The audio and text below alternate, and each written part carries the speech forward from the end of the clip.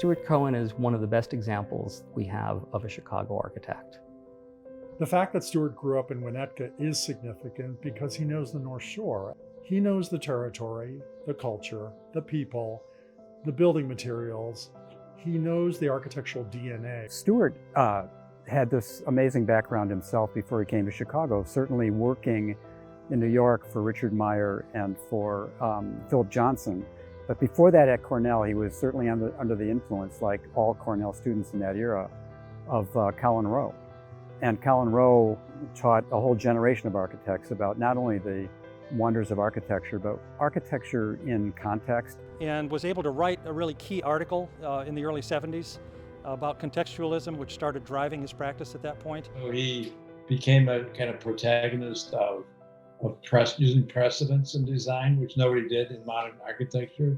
And so that point of view became very important in the architectural theoretical field. Stuart was really behind the founding of the Chicago Seven, which became a group of architects who were engaged in an energetic dialogue about architecture. And Stuart was in the heart and soul of that whole kind of evolution. Stuart curated and wrote the catalog for an exhibit called Chicago Architecture. Giving Chicago back its history, explaining it to all of us, that's a key contribution. That's the Lifetime Award right there.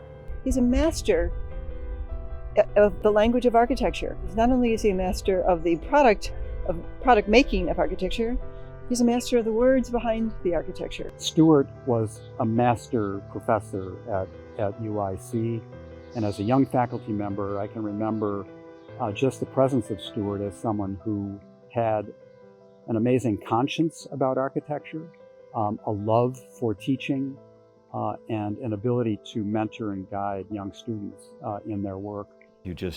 You stand next to Stuart and you just feel the presence of all the interactions that he's had with the great educators that he's come upon. He knows how to build and he knows how to think, and that's a powerful combination for a student. You know, there often are teachers who are good at one or the other. He's good at both.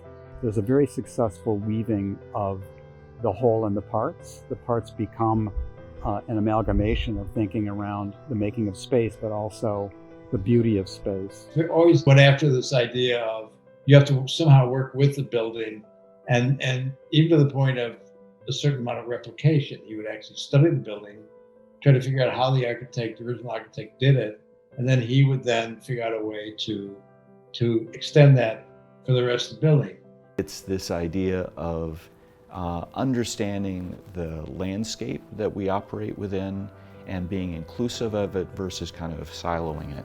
The impact in the heart of Chicagoland is really making culture, bringing architects together, talking about what they've done, and introducing us to the people who made Chicago architecture as good as it was. Stuart's houses fit contemporary lifestyles. It's just that they don't look like they were imported from, a factory. I can't imagine Chicago's architectural community without people like Stuart. Those things are so important, and I wish that people appreciate the gift that Stuart has provided us. He helped open the door for a lot of people, and I suspect some who are probably young enough that they don't even know the kind of credit that they owe to him to make this a much more inclusive and better place to work and practice as architects.